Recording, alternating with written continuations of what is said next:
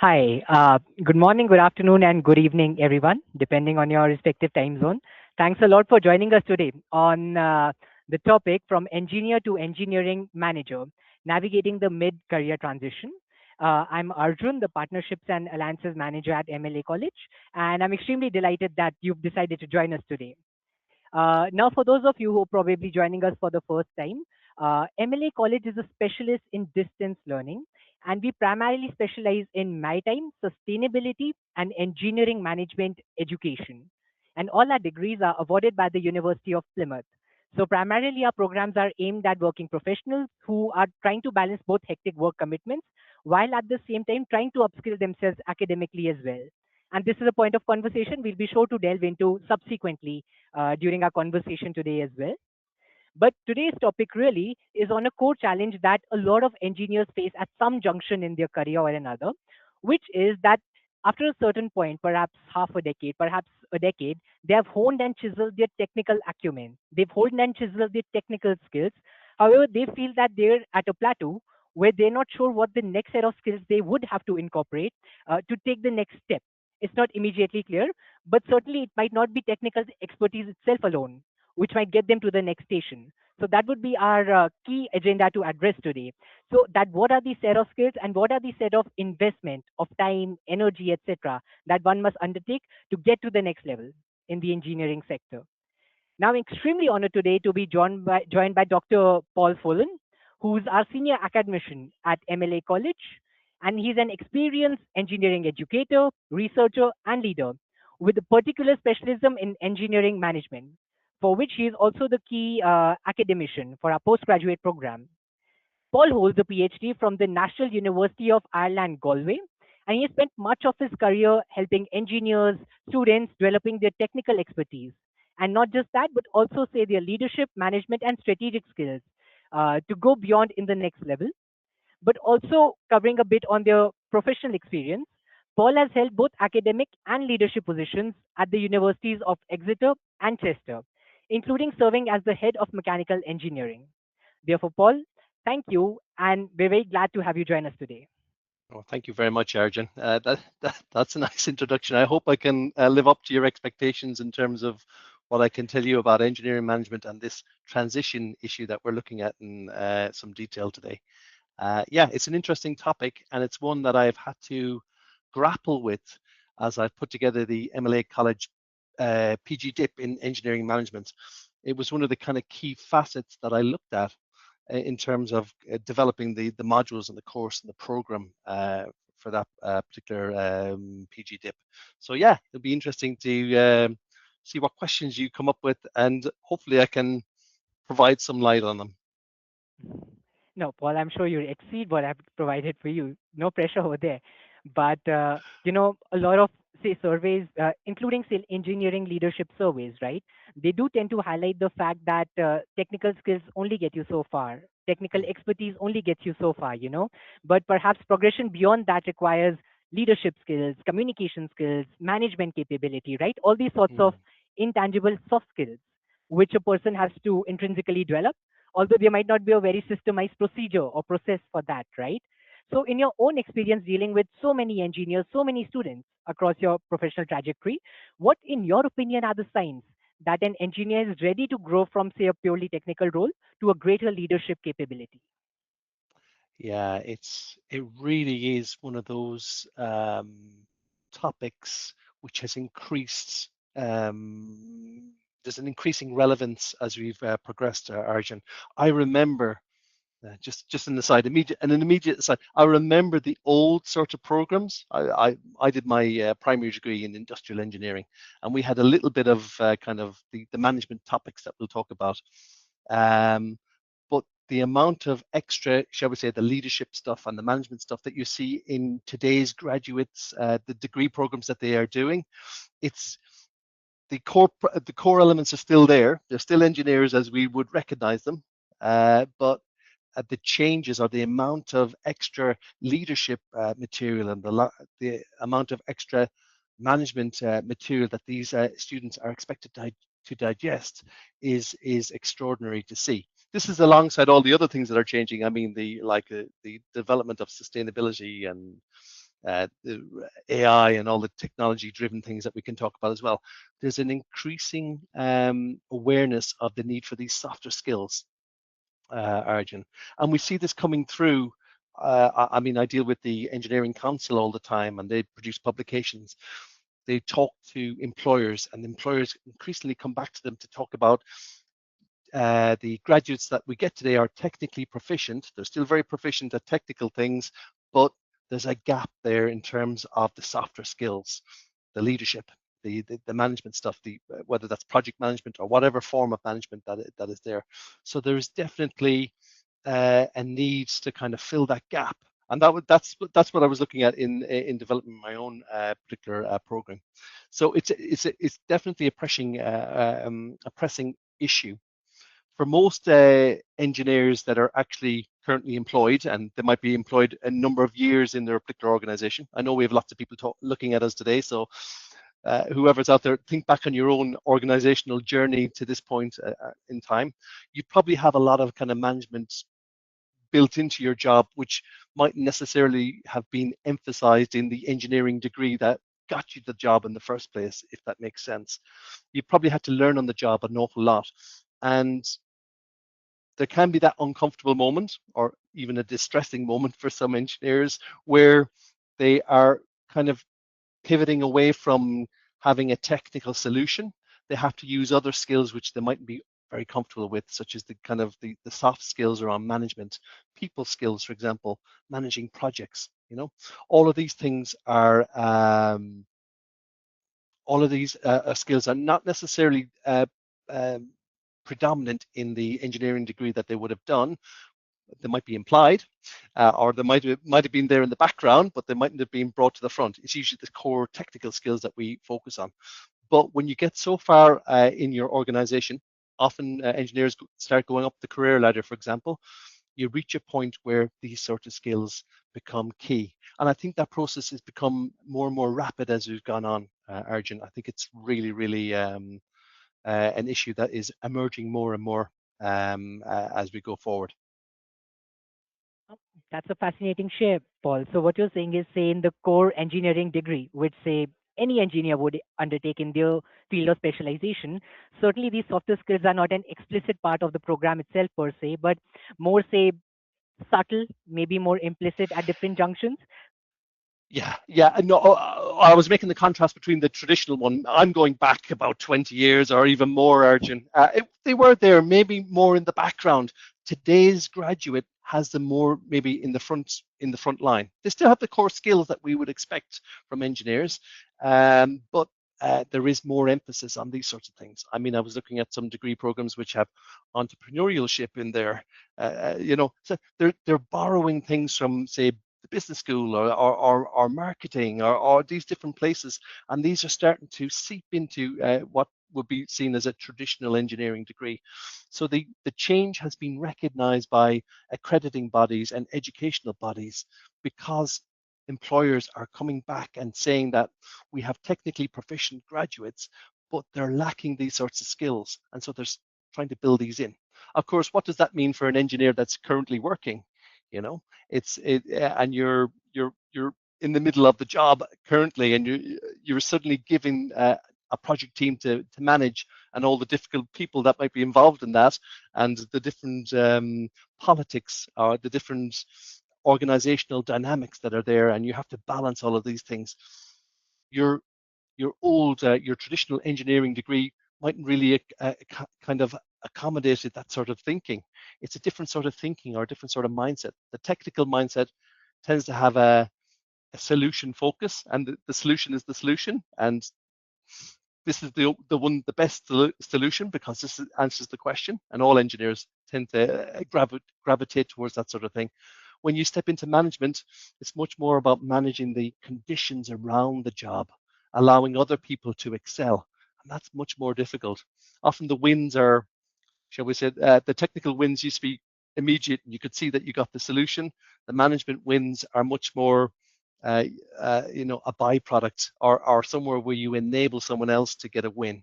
And you have to be a bit more philosophical to see the win for yourself. That can be a big change for engineers. I think that's a part of the transition that we're looking at today. It's very interesting you mentioned that even say the curricula, the design, how the accrediting bodies are approving new special, like new subject matter, right, within existing programs is changing a lot compared to say 2 decades ago, which you referred against, right?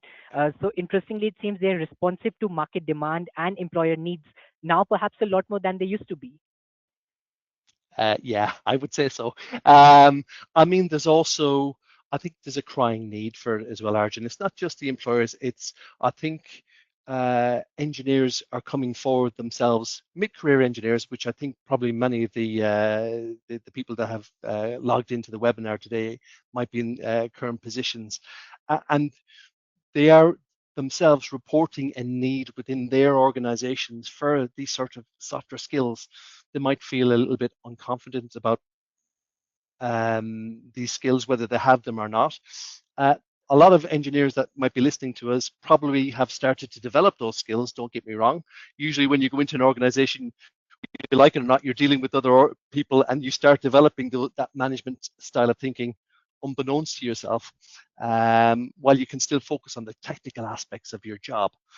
So I think the management aspects are present, even if they're at a low level for many engineers, but it's taking that next step, taking the move, the formal move into management or leadership.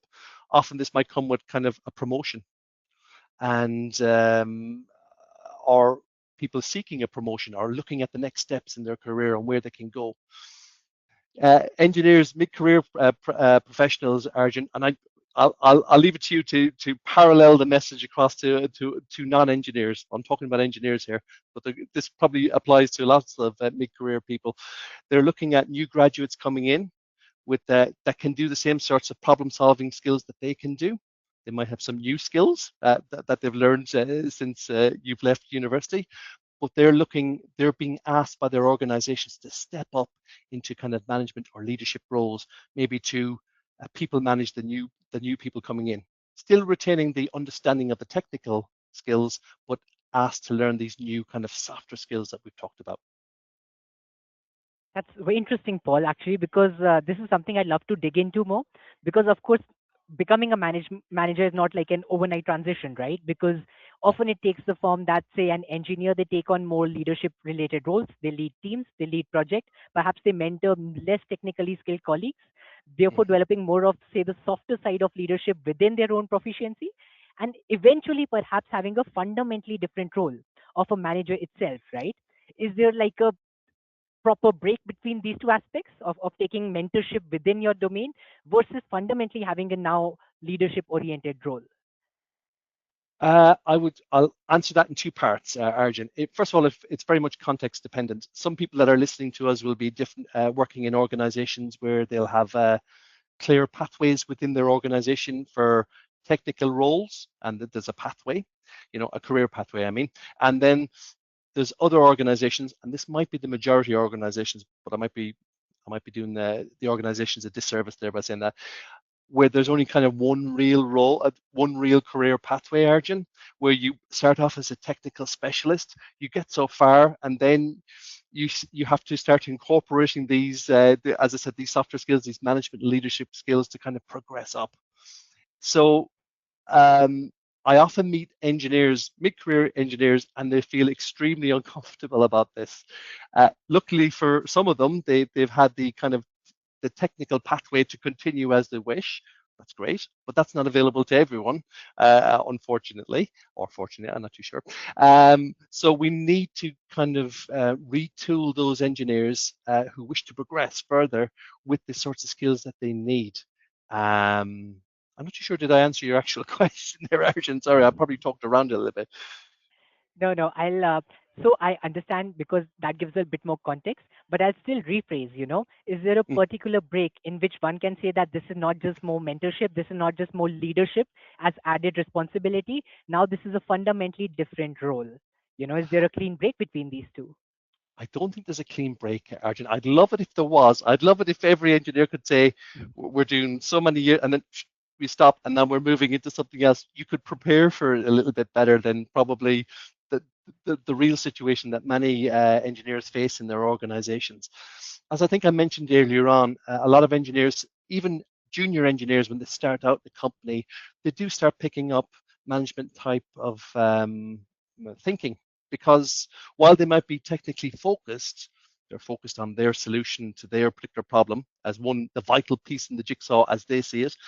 They must realize very quickly, they're usually intelligent people, so they realize very quickly the sort of solution that they develop affects other people all around them. And there's other pieces of the jigsaw, and they have to start thinking about these pieces of the jigsaw.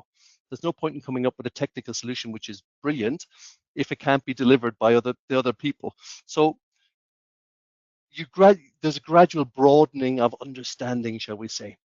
And I suppose when you're formally tasked to kind of take on leadership, whether that's managing teams or managing projects, that that's kind of putting an official stamp, shall we say, on what you've inherently probably imbibed by being in the organization and working with the organization.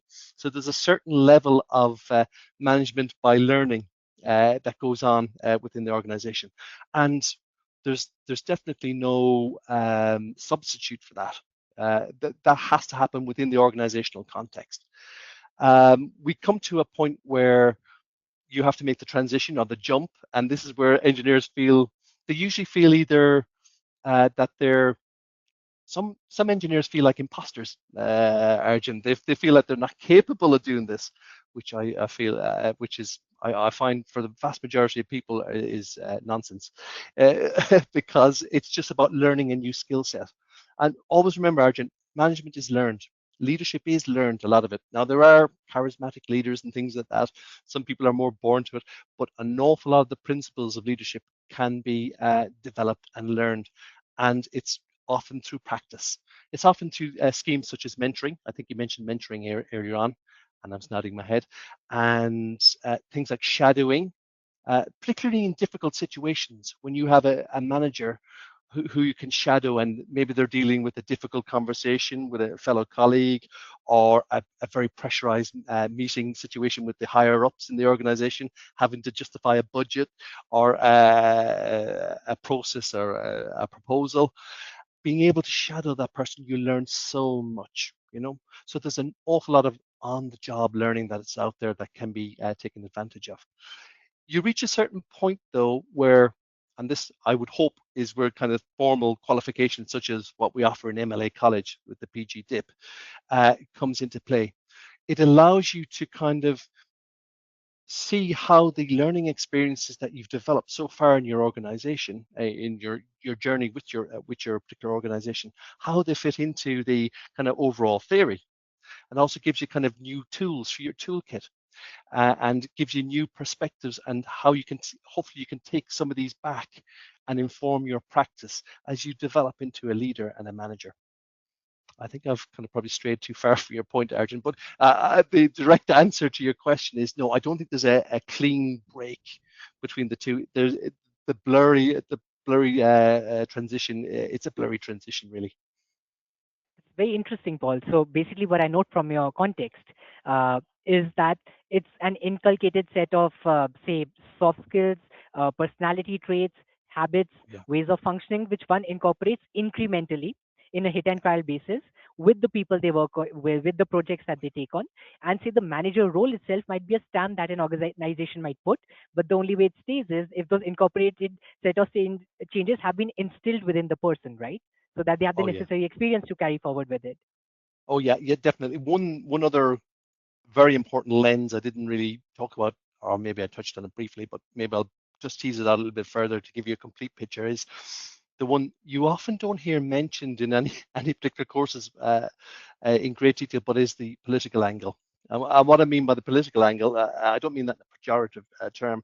All organizations which consist of human beings coming together and interacting, we start to see different human beings of different perspectives and different agendas, and we have to collaborate, and we have to balance and judge, and we have to work out the history of the organization, who's senior in the organization, who what are the particular roles, and where are the areas where there might be pushback for a particular idea, where the advocacy for particular ideas. I term all this sort of stuff the politics of the organization. and developing, I suppose, what we can call the political antennae of the budding engineer that's making the jump, that transition is really, really key as well. And we can talk, we can kind of specify it, we can talk about it within kind of engineering courses or engineering management courses at least, but the real lived action, of course, is on the ground in the organization and the day-to-day learning that you get about the kind of the political aspects, or the, shall we call it, the organizational dynamics, for in terms of a nicer phrase. That's a Mhm. really important lens as well, Arjun. That's very interesting, Paul, because I'm assuming that this is a point that is not often addressed in contemporary vernacular about, say, incorporating leadership traits, right? There might be generic talk about what sort of skills are better Yeah. or what softer skills might be more relevant, but actually discussing corporate context, right? Hierarchical Yeah. structures, company history, how that affects dynamics within the firm. I'm assuming this is an often ignored discussion. So I'm really, really happy you brought this up. Yeah, no, it is. It really is. I mean, I think engineers are often victims of this because I'll explain why. Coming from a technical background, they like to apply systems thinking and they come up with a solution. Now, it might be technically the best solution, but it mightn't be adopted by their organization, and they end up being frustrated. Or many engineers might end up being frustrated because they don't understand why. And maybe this is owing to the kind of that kind of this, I call it the stakeholder analysis, the different groups that are out there with different viewpoints, different positions.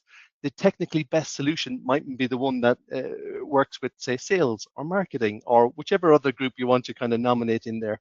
And there's a little jockeying for position and power involved there. Often, unfortunately, the technical expertise of the engineer, being an engineer, I can understand this.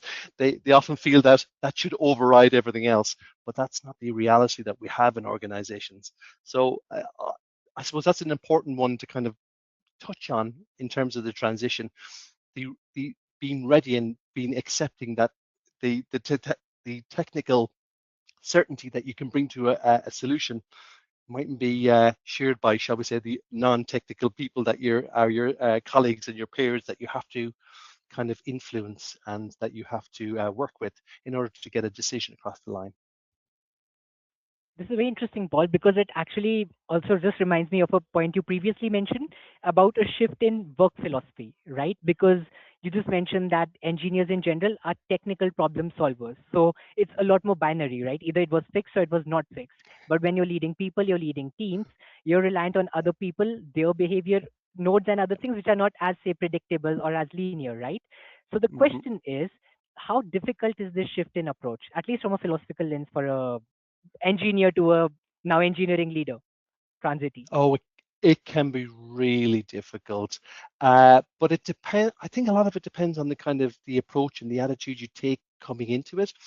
There are some types of engineers I found are technically brilliant engineers that it's a source of pride to them that they can solve the technical problems and they do it really, really well. Um, Moving from or being having the willingness to step outside of that technical mindset, which everyone acknowledges that they're really good at, to be able to kind of incorporate the extra kind of skill sets that we're kind of talking about here, that can be really, really challenging for some engineers. As I think I mentioned earlier in one of my phrases, was you're stepping, you're still related to the technical field, but you're actually creating the conditions in which other people can solve the technical problems that you can solve, but you're stepping up to handle all the peripheral issues around the technical field, and you're being the advocate for the technical field with the engineering manager. It's quite fascinating, the topic in itself, Arjun. I think we could create a whole degree around the transition itself and how that works, and the way that that could be managed. But yes, it can be really challenging to manage, like managing people. You have to develop people skills. Now, if you're technically proficient and most of your engineering degree has focused on solving technical things, you know how to do this. But if you haven't been imbibing these people skills and working with people in the background, it can be really difficult. I've seen instances where people have been promoted for technical brilliance, and they've then really struggled in their jobs because they cannot relay, they can't collaborate with people. They cannot explain maybe technical decisions to non-technical people, removing all the jargon maybe involved there. They cannot talk to kind of the higher ups, the senior management people, who often have a different agenda and a different focus. I think I'm probably circling back on my argument again there around the kind of to the politics side of things. So it can be tricky, but there are kind of mechanisms there to assist the transition. But every organization, of course, is different.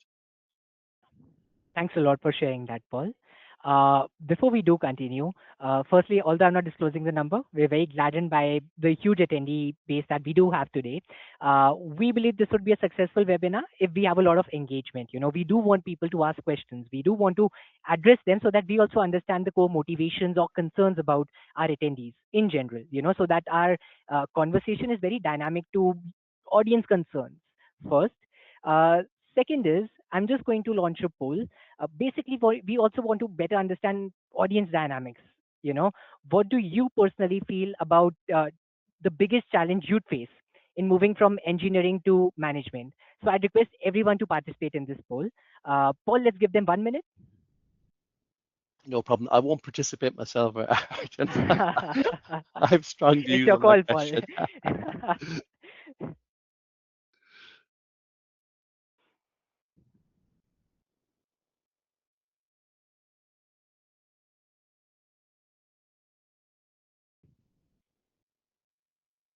Meanwhile, while everyone else is filling out the poll, I do request everyone to please ask questions across the webinar.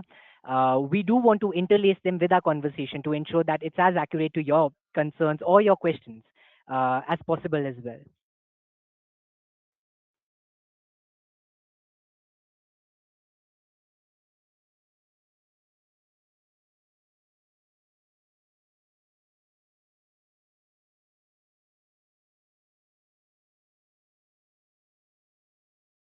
As of now, we've only had around 50% voting, so a lot of people are ignoring this poll. Please vote alongside whichever one resonates the most with you.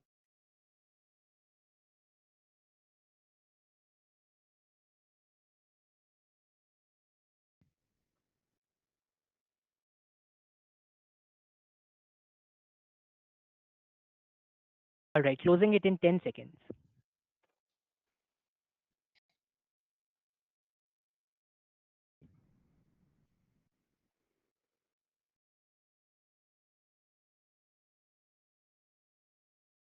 Yes.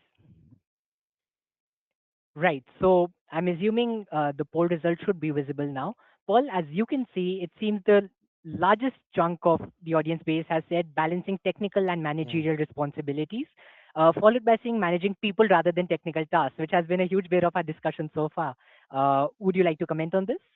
Yeah. I think we've touched on kind of some of these things are all right. It's fascinating to see the numbers and the kind of split that we have there. I think that this was a really interesting question to kind of throw to the audience out there. So it's very good to kind of get the viewpoints back. Yeah, I mean, I'm talking to you from Plymouth today, Arjun, in the UK. So reflecting kind of on the UK environment, and I know this might be different globally. Um, there is a strong bias towards what I call working engineering managers, which of course all engineering managers work. Don't get me wrong. What I mean is still remaining in touch with the technical side, often deeply involved with the technical side.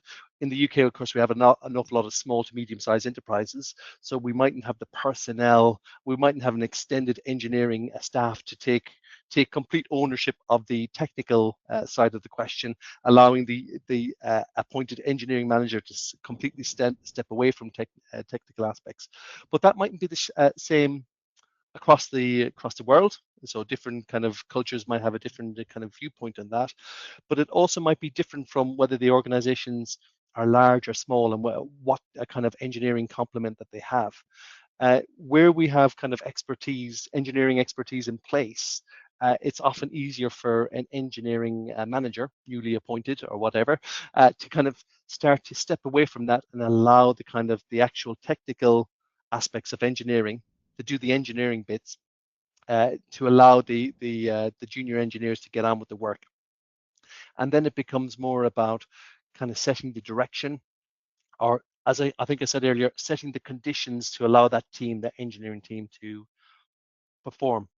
The engineering manager also, of course, has a key function because they translate the results to kind of non-technical people or the higher up people as well. So they become that link or that bridge between the two. Um, the dangers and probably implied in the like the 45% they're balancing technical and managerial responsibilities. The danger for the engineering manager is knowing when to step back or how to step back. That kind of can be the key, and maybe that's what's behind the 45%. I don't know. We'd probably have to ask additional questions to kind of break it down. Um, One of the most common mistakes made by engineering managers who kind of been newly appointed to the role is that they continue to focus on the technical work. The technical work they know how to do. They've always done it. That's where they come from, and they want to kind of continue doing that. Whereas the kind of the new appointment that they've been given, the new role, it implies immediately that they have to kind of start incorporating new skills which they mightn't have really had much opportunity to show before, those soft skills that we've talked about. The danger with that is there's a lack of delegation to the engineering team as a whole who should be doing the work. People stop bringing you problems because they kind of expect you to have solved them yourself, even though you're the engineering manager. There's also the danger that the engineering team feel that you don't trust them, that to get on with the work, and that you go around solving the problems themselves, and they might start feeling redundancy or feeling redundant to the process a little bit, which can affect morale. So the big that kind of continue with the technical work when it's not really your job spec anymore can cause tremendous people issues, which are the things that you were probably moved in to solve in the first place. So you can actually create a kind of rod for your own back by doing that. Um, I think I mentioned the other kind of major problem, of course, is with the technical side of things. The methodology, at least the engineering methodology, is usually clear to the engineer. They've been trained in problem solving and applying a kind of problem solving methodology to get to a solution. Uh, Moving into the management side of things, it's, as I said, it's much more fluid, and there's a lot more going on, and there's no one best kind of methodology that can be applied. So when you're asked to kind of juggle being a manager 1 minute and then you're doing the technical stuff the next minute and then you're back to the man, it can be really kind of, it takes a lot of adaptability, I think, is the words I'm probably looking for, Arjun, here. The Yeah, I suppose the only other point I'd make is it's often easy for engineers who've been kind of promoted up into an engineering management position to find it very difficult to do some of the things that managers have to do, but they need to learn these skills. And I'm thinking in my head is things like shall we call it, the difficult conversation, the having maybe the tough love that has to be applied sometimes to kind of maybe junior colleagues who maybe you're at maybe at the same level once upon a time, but you've been promoted above, and this can be really difficult kind of for engineers sometimes. Engineers are usually working in project teams. They're used to being collaborative and listening to different viewpoints and coming to maybe a decision by consensus. But part of management is weighing up the pros and cons and actually making a decision or pointing out a direction to go forward with. And this can be really, really tough. Let's not shy away from that. It can be really, really tough. So for for some engineers at least, and I know this because I've talked to them, they feel they nearly need a personality transplant to move into this kind of role that they've been asked to do. And that can be difficult. Again, on the job learning is really important. Doing the things like the PG dip or other qualifications can really, really help in the area as well, to kind of show you frameworks for helping you around that. But of course, it comes to the individual organizational context where you have to apply it. Thanks a lot for deconstructing the poll, Paul, and also making the crucial transition between, rather discussing the crucial transition between a hands-on approach towards the technical tasks at hand versus delegating that amongst the people that they're managing or leading, right? And the different set of personality traits that are required for the same.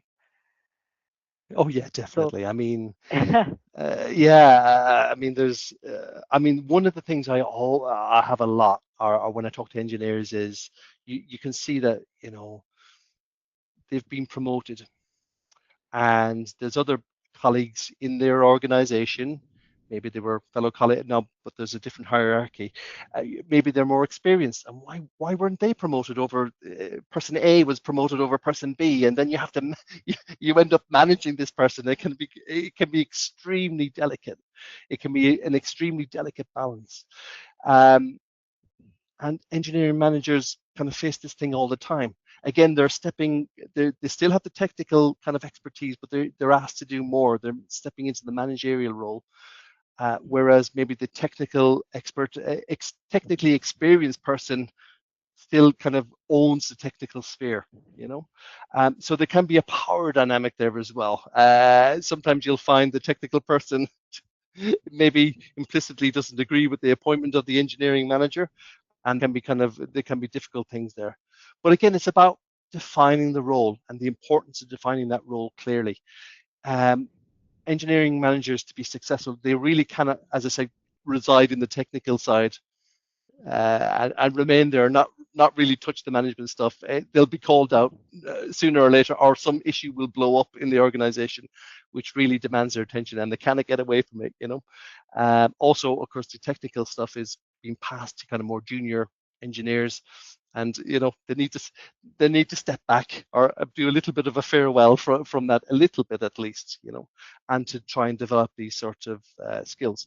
But there will always be kind of power dynamics involved, Arjun, and it's part of the transition, and it would be easy to paint a picture where these things don't exist, but often I talk to engineers, and these are real concerns in organizations as they progress. this is very interesting, Paul, because a lot of these discussions seem to revolve around the core idea of engineering leadership, right?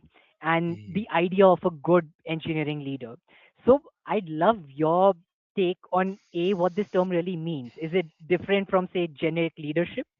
And also, B, what does it entail? What is a good engineering leader?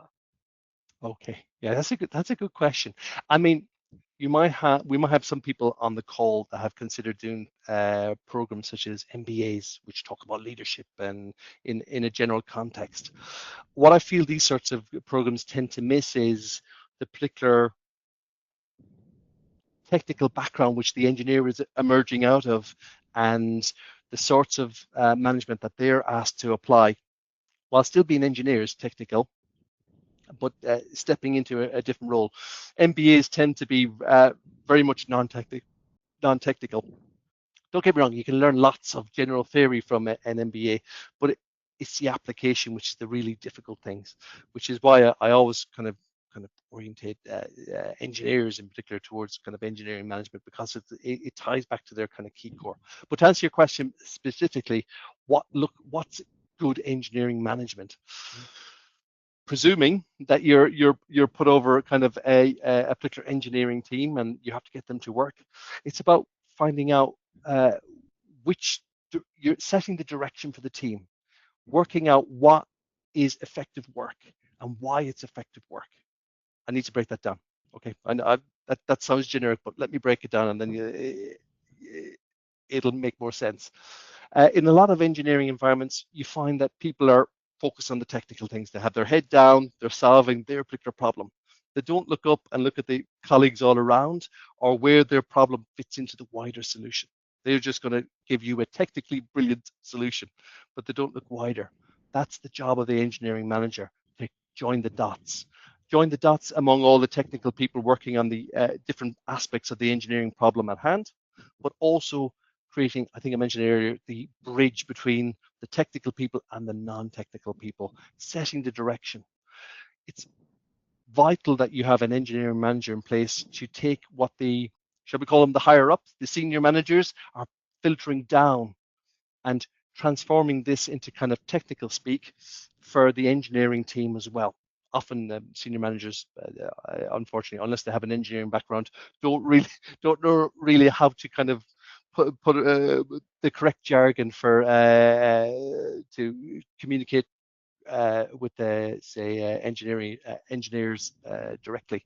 So that's a really important kind of a bridging approach as well. What isn't good engineering managing practice, and maybe if I give you a contrast that can help as well, is someone that kind of is doing all the technical work, as I mentioned, dominating the technical discussions when it should have been delegated, measuring kind of the results that other engineers, maybe the junior engineers, are achieving by how they would have done it themselves. So working out their, measuring the value of the artifact that's produced by how they would have done it, and being critical or otherwise according to their personal contribution to the project. This is tends to be the default model that they come up with from their engineering degree, and I think we've established in our conversation so far, this is the kind of thing. It's not shedding it completely.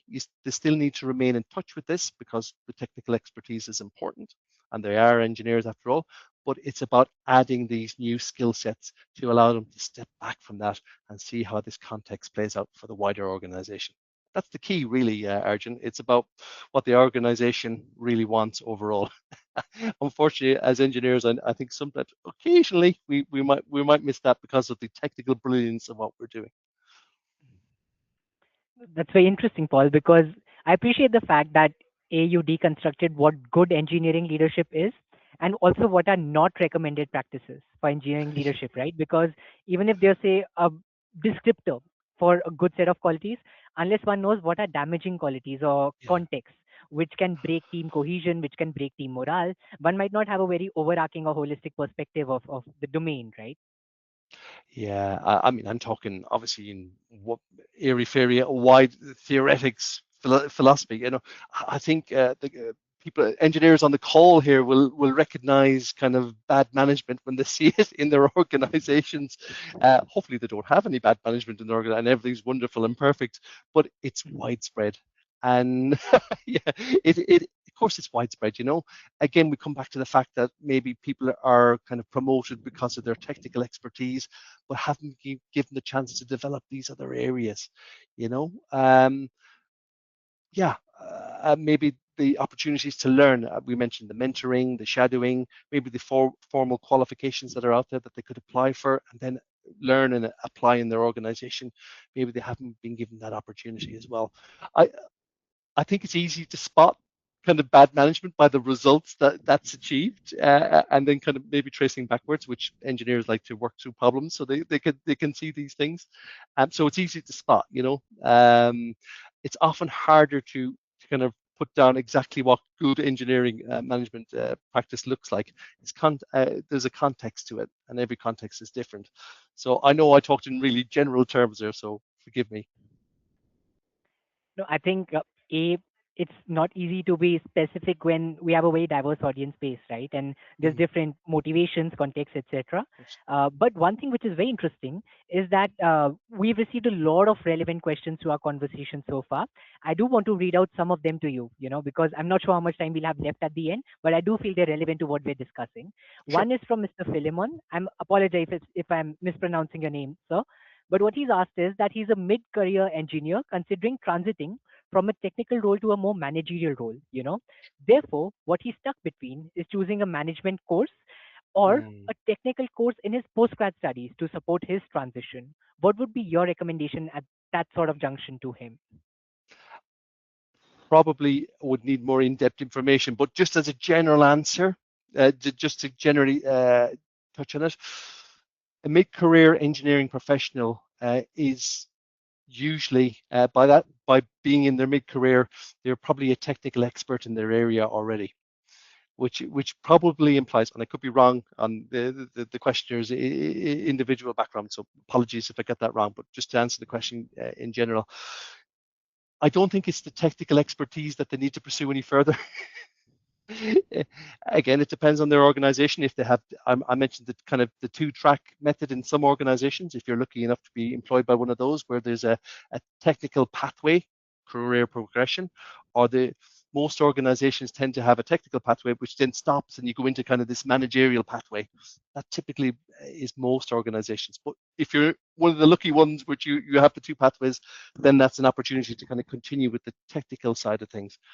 I think for most engineers, uh, it is about gaining the confidence to make the jump from the technical side of things to a course or a qualification which promotes the kind of the softer skills that you'll need on a day-to-day basis. All of those kind of the politics that I talked about, those difficult situations, which is the real life stuff. It's very important when choosing a course that you're looking at one which how do I put this? It's not too theoretical. It's all right talking about management or leadership in really high theoretics. It's not much good to you when you get back into your organization and it's really really difficult to apply. You know, um, so the choice, of course, and looking at how closely that course kind of allies with your organization. If you can use your organization, for example, as a case study in the modules that you have to, which you're assessed on, for example, that could be really, really useful. That can allow you kind of try out things or theories in your organization and report back and develop and grow rather than kind of just being given a theoretical piece of leadership theory and you don't know what to do with it. And I suppose I have a bias. I have a bias, Arjun, and that is towards obviously engineering management for kind of for engineers and these mid-career engineers that I'm talking to today. Uh, I know a lot of them, as I said, go on things like MBA courses. It can be very useful, but it can be extremely difficult to apply. But that's kind of my own kind of viewpoint on that. Um, I don't know. Hopefully, I've answered your question on that. Don't get me talking too much, or I'll run off.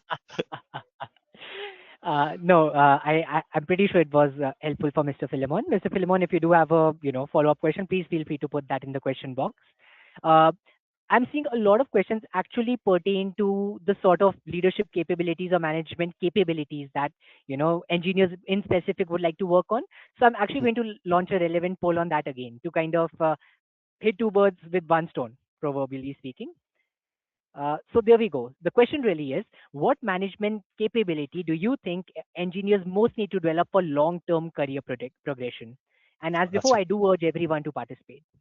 that's a good list, Arjun. I often struggle when I'm talking about the soft skills. I can't remember them off the top of my head. I lose lists like that. So it's good to see them written down. In the meanwhile, actually, I have a question for you, Paul, in the background because I thought it was something relevant to what you discussed earlier. So you're now, say, responsible for managing teams, right? In your personal case, you've managed engineering departments, academic teams, etc., right? So certainly diverse set of people, different age groups, experiences, expertise. How do you, in your particular case, right, from your own experiences, uh, manage people who might seem to have more technical expertise than you, or whom you might seem to have more experience than you in a particular niche? Is that not daunting for you? Oh yes, of course it is, and I think it's probably daunting for engineers and non-engineers. The situation I probably touched on it earlier on. The situation where you have someone that's technically experienced, and suddenly, oh gosh, I have to manage this person. But I think it's so important to be clear on your job role, you know, and this is where being able to step back from the doing the actual technical work, being able to step back, still have an oversight of what's happening technically, but let the technical people do the work. The engineers, this long experienced engineer, get on with the work, but being able to take the results and and work with that. Um, in my experience with some engineering managers who've discussed this sort of point of working with people that they might have worked alongside with, who have more experience than them, but they've got promoted. It's often about setting the direction, as you talked, often challenging them, but not. You can accept that they are technically more experts than yourself, but you remember you're supposed to have the bigger picture as the engineering manager. You're supposed to tie into what the organization wants. Remember, the technical expert. Maybe some of the engineers in the call might resent me for saying this. The technical expert usually is just focused on the kind of solution and creating technically brilliant solutions that answer all the questions. that mightn't necessarily mean that they're solving the organization's issues around the solution that's produced. And that's where the engineering manager comes in. So it's a different sort of role, Arjun. And if you keep that in mind, that it's a different role from being the technical expert. And this is, I mentioned it earlier about continuing to do the technical work as the engineering manager. This is where the problem comes. If you're so invested in just doing the technical work because you love it so much and you can't leave it, it's going to cause a problem. Uh, this communication of the result to other parts of the organization is really, really important. So I don't think I've answered your question. So let me try and answer your question now. It's how do you manage someone with more experience? You have to kind of respect their experience, but also challenge it as necessary. You can't just simply defer to it because they got more experience. Often, the person with more experience might find that a challenge to their authority. They might try and bypass you, go to senior management around your back. So there's all these power dynamics. So we could be into kind of difficult conversation territory there as well. But it's really important to kind of show to the team that you are technically competent, you can challenge them, but also you can take what they've produced and you can communicate it. And there is a particular role that you are performing, and there's a reason why you're there. You're not simply one of the other engineers, because that kind of erodes trust in your position, your engineering management position, more than anything, I think. Sorry, I really am long-winded today. Apologies. No, no, Paul, please. I think that's very insightful, especially from your anecdotal experience. And hopefully, it also provides more comfort to people who might feel daunted by the prospect, of managing people who might Yeah. appear more technically proficient than them. Uh, I hope so. But also, we have launched a poll for the last 3 minutes now, so I am going to share the results for that. So our poll was, which management capability do you think engineers most need to develop for long-term career progression? Paul, as you can see, the most Mm. voted for answers are leadership and people management, followed by strategic thinking and decision making. So do you want to deconstruct this? Yeah, sure. Interesting that communication with stakeholders is lower on the list. That's really interesting. Um, yeah, technical. I suppose communication for technical people is usually couched in kind of jargon, and you've done the experiments and the analysis, and the result is the result, and here's the best solution. It can be quite clean. I would have expected that to be higher, to be honest with you. Maybe the stakeholders word would have implied the kind of politics, but okay. Leadership and people management is the highest one on the list. Yeah, I think I probably touched on this a number of times, and sorry if I'm circling around the same sort of points. People, of course, are they're not engineering systems, Arjun, which are usually, you pull a lever and you get a result, and we know how the system works. And engineers like nice, clean kind of solutions and repeated systems. People have emotions, they have their own biases, they have their own agendas, they have different levels of seniority, different levels of history within the organization. There's all of these informal networks and involved in the organization. So when you're an engineering manager, you're dealing with both maybe superiors and you're dealing with subordinates as well. So you're kind of stuck in the middle a little bit. For one group, such as the people in your team, you have to kind of encourage them and influence them. Maybe you're doing some mentoring, and that's one set of skills. On the other hand, when you're talking to the higher up people, you have to you have to kind of understand their needs. You have to read between the lines, and you have to kind of tease out the meaning behind what they're saying to you as well. So there's all of these different sort of kind of skill sets that are involved. Again, engineers aren't naturally taught these, or well, in the traditional program, as you said at the start, definitely was in the background. It's more prominent now, but I think it can go even further. And this is why you see the rise of kind of engineers hitting kind of mid-career and then looking around. These engineers that are looking at these options, they're serious about their careers and they want to do the best job that they can. Uh, so it's important that they've recognized this, and the first step, of course, is starting to look at the options that are available to them. We've talked a little bit about kind of the mentorship and the shadowing within the organization. That probably gets you so far, and then you need the kind of formal qualifications to follow up as well. The other area here, strategic thinking and decision making. Yeah, very important areas as well.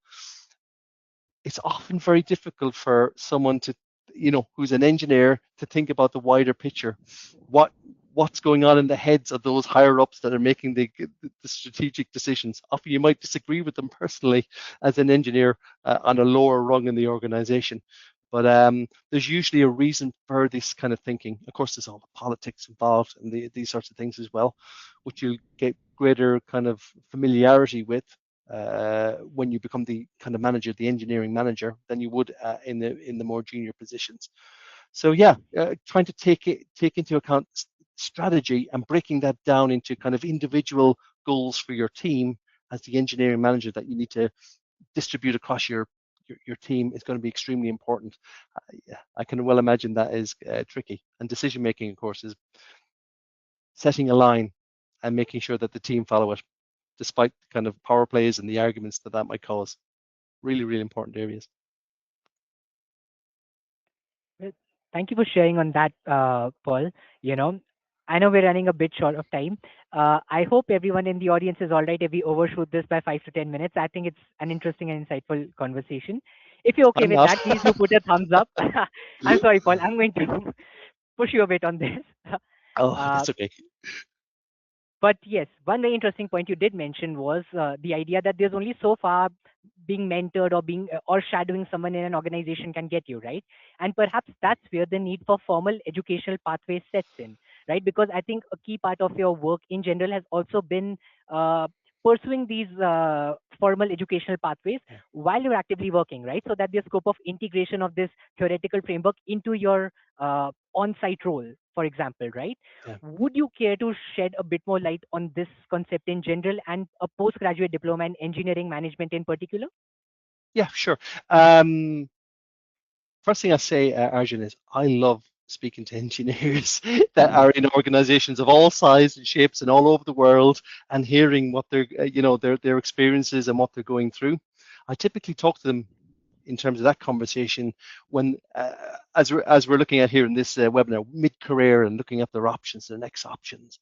And it's amazing the amount of kind of feedback we get exactly on the kind of points that we're talking about today, and those tensions, which aren't necessarily surfaced anywhere else in their degree. And there isn't necessarily an outlet for these sorts of things within the organization. Even the best organizations, which offer these schemes that we mentioned, the mentoring, the shadowing, whatever it is, there needs to be something more. And a lot, I should say, in a lot of organizations, these things don't exist. So there's absolutely nothing there, And engineers are left scrolling on the internet to try and find out, can they find something that can assist them in their job with these new unfamiliar problems. And that really is where the kind of formal qualifications kind of comes in. When I started developing this PG dip in engineering management for MLA College, this is exactly the kind of nexus that I wanted to hit, this area. I was really keen to read around this topic, the transition, the jump. What do engineers actually want? There's a danger that engineering management courses that are out there become simply versions of MBAs, and I didn't want to do that. So I developed the PG dip with a specific engineering focus. So if you look at the 7 modules on the course, I won't go through them in detail. People can look at them themselves. There's I'm also different. sharing the screen, Paul, so that maybe if you want to, Oh, refer to that as well, please feel oh, free. okay. Yeah. Well, it's there for people to see. The there's there's 3 kind of compulsory modules. You'll notice that a couple of those modules are kind of core engineering modules tied to industry and industrial interactions. And then we have the kind of the engineer coming in and kind of doing the leadership, for example, which is the other module. This is there's 3 core modules, and one of them is on the leadership. And then there's 4 options, and the student has to choose 2 of those options that are available. And of course, different people in different organizations want to go in different directions.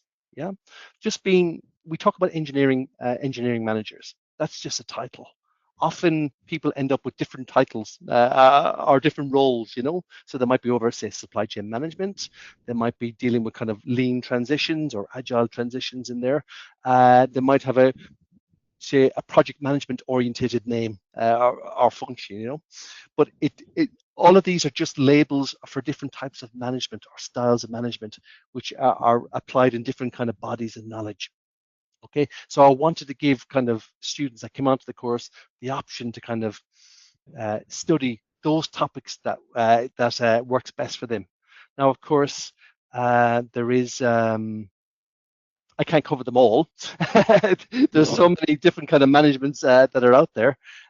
So yeah, there's only a select few that are there. But this is my attempt to kind of build the course from the point of view of the engineer and thinking about the engineer up front rather than kind of developing something like an MBA style thing that's open to everyone, but isn't focused specifically on the engineer, the technical person that person is, who's coming in with lots of experience, which they might not know that they already have, and trying to bring that out, you know. So that was the kind of idea of the program. And thank you, by the way, for kind of sharing the screen so people can see that. So it's designed for engineers that are ready to move kind of from that technical background, not saying goodbye to the technical background. There's some very technical stuff still in there, but making that kind of transition, which I hope will most of them will find of great use within their organizations if they do the course, you know. So it combines engineering systems thinking on one side with kind of things like organizational leadership, operations strategy, data-driven decision making, you know. It's designed for flexibility as well. It's a distance learning program, Arjun. So if you're working already in a career, you're in your workplace, your work zone, whether that's the shop floor or whether they've moved you out of the shop floor and put you into an office, you can do the course in your organization. And most of the assessments reflect upon your own personal organization in some way, shape, or form and try to bring that in. So you give an opportunity to kind of reflect on where you are in your organizational journey. Yeah. And you can bring that into the assessments, and then you can hopefully you can apply the theory that you're learning in the modules to your particular situations and scenarios. So that's that's the rationale for the course. As I say, it's designed for distance learning. It's designed to be online. It's flexible, and it's designed for people all over the world, not just in a kind of particular locale or a particular niche. Thanks a lot for sharing that, Paul. And I just thought that since you've been so involved in the creation of this program, it's best that people hear the words from you, directly. But also, there's this idea that we work on the concept of personas. When we're trying to identify who's a relevant demography for a particular program, right? Mm. Let's build a sample persona here. I'm an aerospace engineer. All right, I've studied aerospace engineering, say, a decade back, and now I'm at a mid career junction where I believe I have enough technical expertise, Mm-hmm. in my core domain itself, but I want to go towards more strategic leadership roles, which I believe I've kind of plateaued at for the last couple of years. How do I know if I'm the right fit for this particular program? Should I apply for this? Yeah, I mean that's exactly the sort of the profile that I would expect. Hopefully, would be seeking enrollment, Arjun. It is directly developed from the point of view of a mid-career professional which has X number of years. I don't like to specify. I never like to specify a particular number of years because different organizations give different engineers different amounts of opportunities to develop and learn. So some of them have opportunities to learn more quickly than others. You know, so it's a case by case kind of situation. But the sorts of profile that you're describing there is exactly the sort of profile of the student that I would love to see coming in. They have a lot to share, and this is where I learn a lot as well, Arjun. I love, as I said, I love having these discussions with the students as well, and kind of paralleling what I know or what I think I know against the lived experience which these students can bring into the course as well and into the program, which is really, really important for me, for my own career development and learning about the next kind of iteration of the program as it moves on and what I can build in and what works best for these sorts of students that are coming in. So as I say, it's very much focused on those mid-career people that we're talking about, this transition, those transitional people, maybe those that are a little bit, as you said, you kind of implied it in your profile, that are they've plateaued or they maybe lack the confidence in kind of the management skills, the leadership skills that we've been talking about. Um, it's as much to allow them to kind of hone those skills or maybe to unblock the latent skills that they've probably already developed. through their kind of the technical work that they focus on, but all the other stuff that they've really done in their jobs as well, and which they probably don't give themselves enough credit for. Yeah, it's that's really the kind of profile that we're looking at here. Thanks a lot for sharing that, Paul. I'm glad to hear that I might be eligible for the program. I might Please give the do, please do. application link a shot. Just saying. But so recapping so far, what I've understood is that along a certain technical niche, uh, once an engineer has developed a certain level of expertise, they're bound to plateau unless they're ready to say upskill in a non-linear way, right? Upskill in terms of their soft skills, their leadership, delegation of responsibility to the teams that they lead. What sort of shift in perspective and approach is required in this? Perhaps also the scope for formalized educational pathways being required rather than just mentoring or rather than just shadowing someone. Uh, so, as we're drawing to a close, would you like to offer any closing thoughts from your end for our attendees? Yeah. Listen, the, the the topic we're talking about, Arjun, it generally emerges in most engineering careers at some stage of if it's of any longevity, and the engineer doesn't leave the kind of profession, uh, especially if you're within an organization for any number of years, you typically run up against this kind of this issue or this wall, and you're either kind of prepared for it or not. We talk about it now, but it can be such a kind of surprise. Maybe it shouldn't be a surprise to engineers, given that they're working with all of these people all of these years.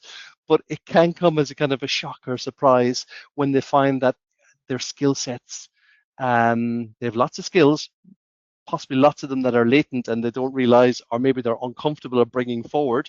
Um, but when they get that opportunity to kind of develop, will they take it or will they not?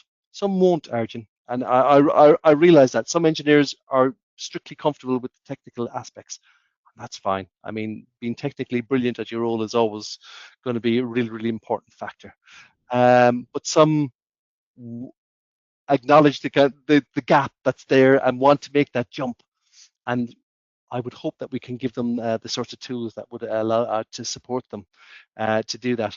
So yeah, so for those that are looking or seeking, the searching ones that are out there, maybe on the call or elsewhere, I would encourage them to look around at the programs that are available. Look at the MLA College offering and see if it works for you. Maybe it does, maybe it doesn't. There might be other qualifications out there that work for you.